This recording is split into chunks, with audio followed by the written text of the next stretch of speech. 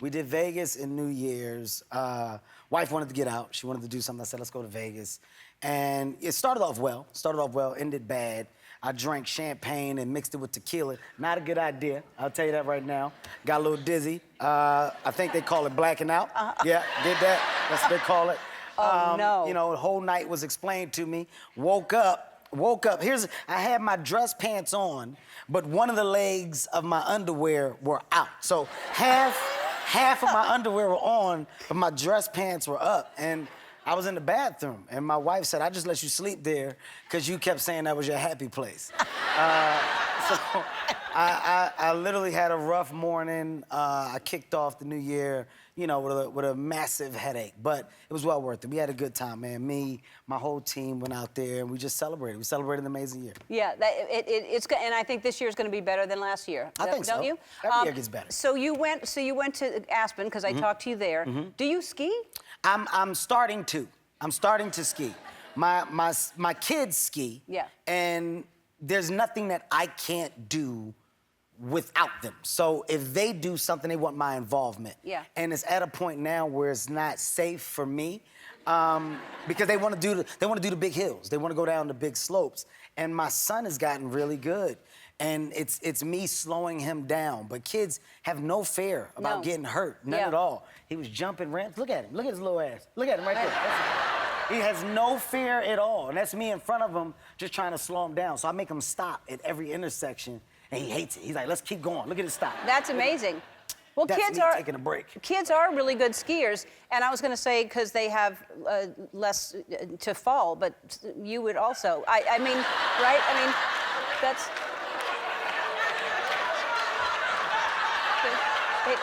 They don't fall as far. It doesn't matter. A ski fall is one of the most dangerous falls that you can take because I fell one time. You know, I'm a gadget freak, so I got the GoPro hooked up to the helmet. I got one to my chest, and I got like the ski poles, and we're going, and I fall, and I'm going. I'm boom, boom, boom, boom, boom, boom, boom, boom, and you can look at it on your phone. When I looked at the footage from my fall, it was the most horrific thing I've ever seen in my life. Because I could see, like, my face is this way, but one of my legs just kept coming in and out of the frame. Like, it was wiping in and out. You can hear my son, Dad! Dad! I'm trying to still be a father. Slow down, you slow down. Don't do what I do, slow down. I'm trying to show you what not to do. That's very dangerous. Man. But you didn't hurt yourself. I didn't hurt myself. Yeah. I didn't hurt myself. Because I'm all muscle. That's right. That's right. Yes. Of course. You are a fearless person. Yes. And the things that you do fear, you actually make a point to overcome them. And I bring this up because I saw that you were swimming with sharks recently. Yeah. Yeah. And you did that not because you wanted to, but because you wanted to overcome the fear. Okay, so here's what happened, right? This is the second time that I got caught up in a moment by a person that's familiar with the environment. I was in Dubai one time, and this guy was like, oh, the tigers, they're nice. They're not what you think they are, man. I'm telling you, we give them the bottles and stuff. They're cool. Trust me. And I was like, nah, it's still a tiger. He was like, no, they're innocent. And he got me to a point where I believed him, and next thing you know, like a tiger had his arms like over me, and I'm feeding the tiger the bottle. And later I realized how stupid that was, because I'm like, at any moment, that tiger could have changed his mind. Sure. Same thing happened with the sharks. This guy was like, they're not worried about you. He said, if you get in there, you'll see they'll swim around you, but they're not worried about you. That's what the mistake is. People think they're worried. He said, get in, come in with me. I'll get in first, and then you can have a good time. And they weren't worried about me. I caught them a couple times looking a little too long, and I panicked, like, you know, like a couple times they'll look and they'll like give you another look to say like, what are you trying to do? And that's why I was like, go back to the boat. I got out of there. But they were like, these were like nurse sharks. Right. So these sharks are fine. But I did my limit of adventure. My wife pushed it. I said, we're done. We don't try to do it no more. She's like, no, they got these other sharks. We should swim with them. And I was like, we kind of did the max. And this other shark bit her. My wife got bit by a shark. And I was like, that's what the you get. right here, it got her. She's got a scar and everything. How big was the shark? I mean, it's not about the size, Ellen. It's a shark. A shark is a shark. It was a tiny shark? We don't need to get into the size of it. It was a shark. We were in there with something that's defined as a shark. It bit her. And I said, you don't need to be in there no more. We've reached our max. Let's go. Right. We don't need to do it no more. Why was she trying to feed it? Why did it bite her finger? She was doing too much. Instagram. Everybody want a picture. Everybody want to do all this stupid stuff. And guess what? This right here look like bait. That's what the shark saw. That's what you look like. Got her right there. That doesn't look like bait. Yeah, it does. You in there with these sharks. You start moving. You got rings and stuff, all that shiny stuff. Well, it got her ass. Got her good. Okay. Ask me where I was. On the boat. I was on the boat and I saw it. I saw it as it was happening. I should have been like, yo, watch out. I should have said something, but I was so shocked. I was like, that one's swimming kind of fast. I was like, that one, I remember, I was like, that one looked like he got something on his mind. He not swimming like the other ones. He's coming for something else. And I think I was talking to my daughter. I was like, that don't look right to me. And she was like, it don't, Dad. He's going fast. We both watched it happen. Because after the shark bit her, we were like, oh, it bit her. And Nico was like, it bit me. And he's like, yeah, it did. And then she got out, and she ain't get back in for the rest of the trip. You tried to warn her. I did try. All right. We have some footage of you on a camel. Oh, you don't look comfortable. Let's just show you on a camel. You got this, Kevin. You're one animal.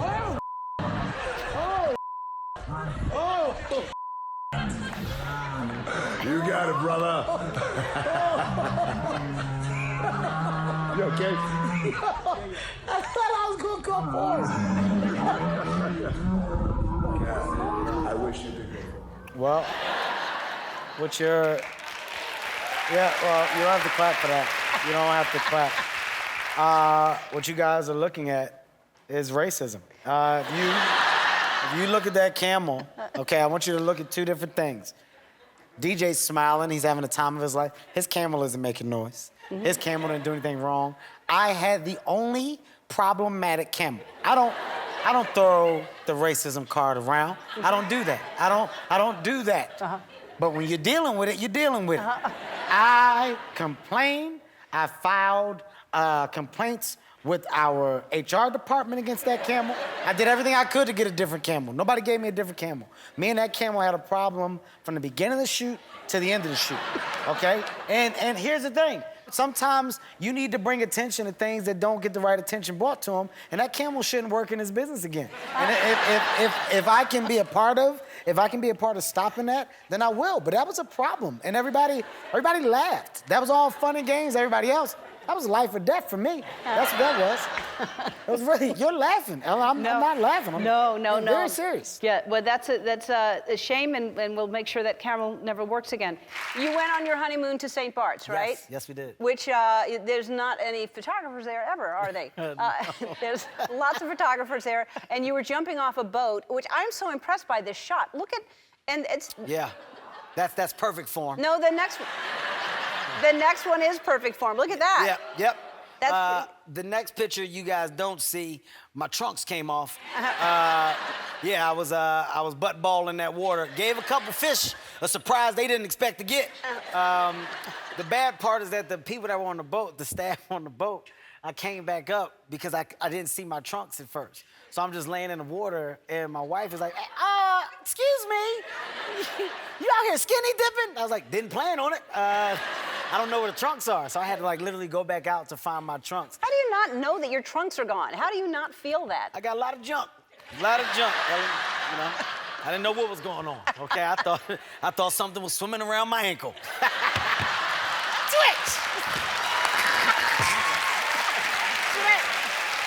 See that right there? You see that? See the timing of that right there? I'm joking.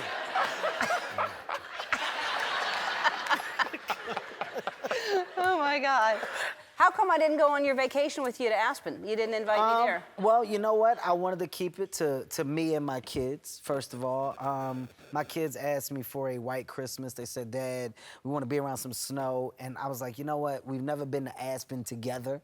I've been, but I've never taken you guys. So we went, took the dogs and the kids to Aspen and had a ball.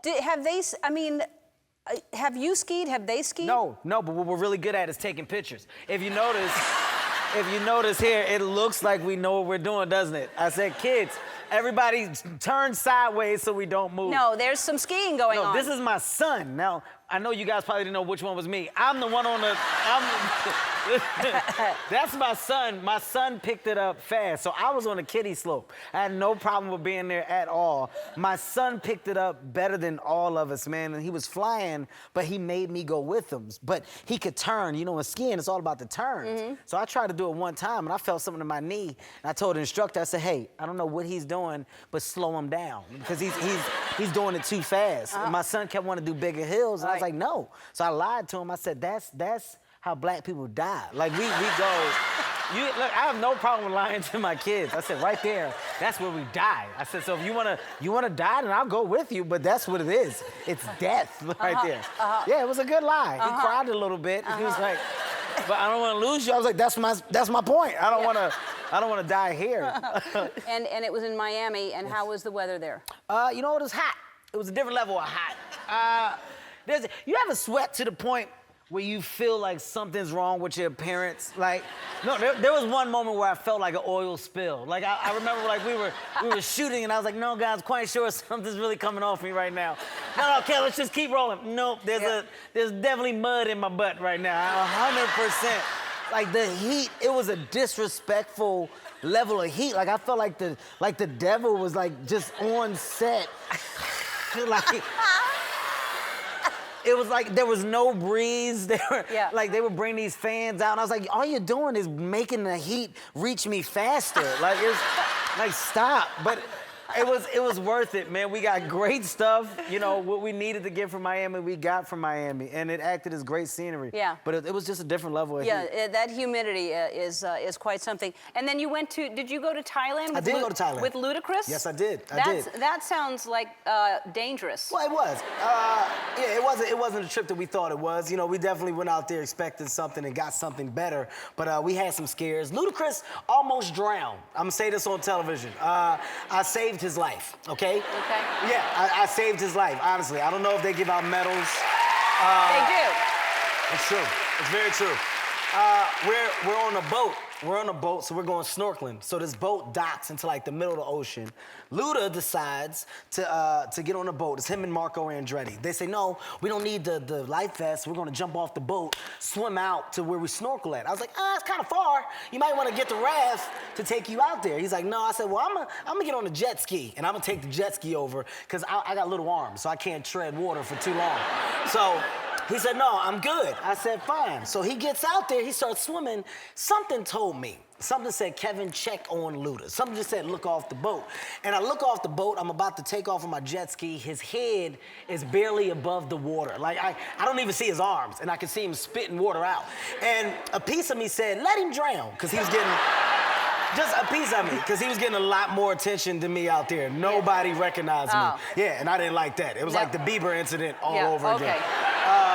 So I was like, let him drown. Then I was like, no, I should go save him. So I go up there, I pull up on the jet ski, and he gets on. I'm like, dude, I just saved your life. Like, literally, you owe me $10,000. And he was like, what? Where'd that number come from? And I was like, I don't know what they give people for saving lives, so I made it up. But to this day, he doesn't want to admit it. Like, I've really saved somebody's life. That's a big deal to me, guys. No, it's a huge deal. It's a huge deal. It's a huge deal. It's a huge deal. How dare he not acknowledge that? Well, even if you don't acknowledge it, at least pay me. At least do something, right? Something. Yeah, and I think that's a good number you came up with, $10,000. $10,000, That's nothing to him. No, it's not. He's a very successful man. He's very successful. He made me pay for my own trip, too, which was selfish. Yeah. Really? Yes, I'm putting him out there. I'm saying this on national television, so he'll think about the next time we go on a trip. And I'm gonna book myself to do a talk show after the next one if he does the same thing. Good thinking ahead. That's good.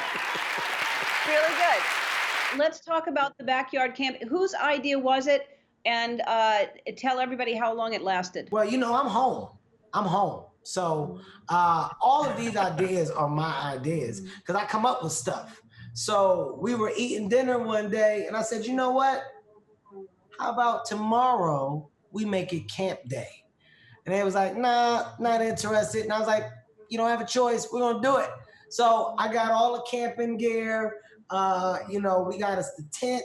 the sleeping bags, the mattresses, and because we're a big family, I got us the tent that holds about 6 people, so we can have some room in there. And we were gonna go through with it. I said we're in the house and we eat dinner. Everybody goes to the bathroom, and then there's no more house after that. So from 7:30 until the next morning, it's all camp life. Okay, we're outside. We were allowed to bring one iPad, and Zoe got to bring his. No phones, no other electronics, just one iPad, and Zoe had his, and we had some scary movies. So, we started to watch scary movie number 1, and at this point in time, it's dark. It's starting to get dark. And here's the thing. That rabbits look huge, with a shadow because of the ears. You don't know that that's a rabbit. That's for real, okay? So we had a scare. A rabbit was outside, and the kids was like, whoa. And I got crazy, and I was like, we're gonna die. That's where everybody kind of got riled up. And the first thing I did was, of course, protect myself. Everybody, you're old enough to figure it out at this age, but I didn't know what it was, so I didn't run out. And my wife was like, it's just a rabbit. Just chill out. And, I calmed down, realized that I was overreacting. She said it's time for her to go in because she's pregnant. So her and Zoe went inside. So then it was just me, Hev, and Do.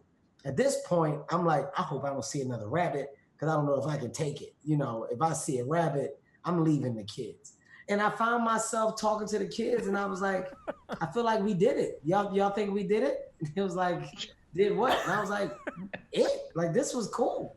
And they was like, I thought we were staying till the morning. And I was like, y'all can stay. I'm gonna go in because I want to check on Nico because she's pregnant. I don't need to be out here.